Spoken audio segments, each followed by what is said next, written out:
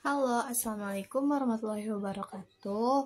Kembali lagi bersama aku di vlog tugas Pak Adi, yaitu tugas pembuatan learning journal teknik produksi film. Oke teman-teman, kali ini kita memasuki learning journal ketiga. Di learning journal kedua, aku nggak bikin karena aku lagi sakit dan aku nggak masuk MK Pak Adi. MK beliau, MK Pak Adi. Terus aku sakit sampai 1 minggu full dan keburu deadline, nggak bisa ngerjain. Dan yang learning journal saat ini itu tentang, kebetulan aku yang presentasi kelompok aku tentang unsur-unsur pembuatan film. Nah, teman-teman semuanya, jadi unsur-unsur pembuatan film itu ada 2. Yang pertama itu unsur sinematik dan unsur bukan. Yang pertama itu unsur naratif, yang kedua itu unsur sinematik, ya.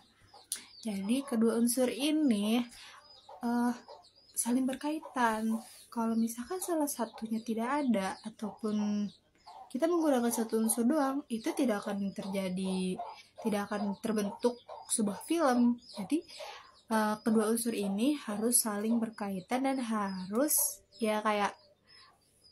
harus ada gitu tuh. Jadi kalau misalkan satu unsur doang tuh kita nggak bakalan bisa buat film, jadi percuma gitu. Nah, sekarang kalian pasti bingung apa sih unsur naratif dan unsur sinematik. Maaf ya teman-teman, jadi rumah saya tuh kampung, jadi banyak suara ayam. Jadi unsur naratif itu adalah unsur kayak yang penokohan, terus tema, seperti itulah. Jadi unsur naratif itu unsur kayak pembuatan filmnya gitu, kayak alurnya, terus kayak temanya, kayak penokohannya ini siapa, itu termasuk unsur naratif. Kalau misalkan unsur sinematik itu kayak pembuatan tekniknya gitu loh, teknik pembuatan film ini kayak gimana, itu termasuk di dalam unsur sinematik. Nah, di dalam unsur juga ada kayak macam-macam juga.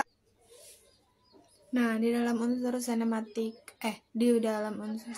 ya, ada 3 aspek, yaitu aspek Miss NC, sama aspek sinematografi, sama editing.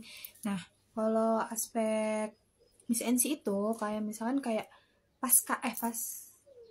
praproduksi, bisa dibilang praproduksi kayak sebelumnya gitu loh, kayak misalkan penyiapan dekorasi ini gitu. Kalau misalkan teknik dari sinematografi itu kayak teknik pengambilan filmnya. Kan kalau sinema itu kayak film ya, fotografi juga kayak cerita gitu, kayak gambar.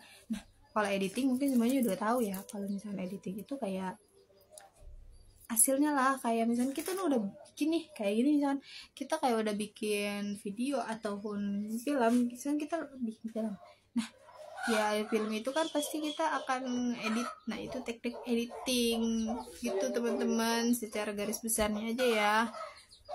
Nah, di unsur-unsur pembuatan film juga ada divisi pembuatan film. Jadi divisi pembuatan film itu melanjut ya, kayak tadi. Divisi pembuatan film itu ada kayak penulisan naskah, terus departemen produksi, departemen pensutradaraan, terus kameramen, dan aristik, dan suara, departemen suara. Jadi masing-masing juga mempunyai tugas khusus loh gitu. Nah, di sini itu kita kan disuruh kayak kita harus memberi sampel film gitu ya. Nah, kelompok aku itu memberikan sampel filmnya itu Buya Hamka. Kenapa Buya Hamka? Terus ada yang nanya kan, kenapa kok kamu memilihnya Buya Hamka gitu, kenapa nggak yang lain, kenapa nggak ini kan. Nah, aku jelasin kan, emang awalnya kita mau bikinnya tuh mau ngambil sampelnya tuh film Delisa. Tahu kan film Delisa yang dulu itu yang Tsunami Aceh. Nah, terus kita pertimbangin lagi nih, kita punya dua pilihan antara Buya Hamka sama Delisa. Terus setelah kita melakukan pertimbangan, ternyata lebih baik kita mengambil yang Buya Hamka. Kenapa? Kalau misalkan Buya Hamka itu ada sifat nasionalismenya, ada terus kayak keagamaannya. Ya sebenarnya Delisa juga ada keagamaannya sama kayak, cuman kalau Delisa itu lebih kayak kan film dulu banget, jadi kayak semua orang juga udah tahu lah gitu tuh kalau film Delisa mungkin. Nah, makanya kita mengambil film Buya Hamka yang baru trending, nggak baru sih, cuman baru-baru ini gitu, nggak lama banget gitu. Dan film Buya Hamka juga termasuk ke dalam film apa tuh, gue lupa, film ini ya, termasuk ke dalam film dokumenter, karena Buya Hamka itu kayak kejadian yang real atau kehidupan nyata. Jadi mungkin itu aja kali ya teman-teman yang bisa aku sampaikan, karena banyak-banyak.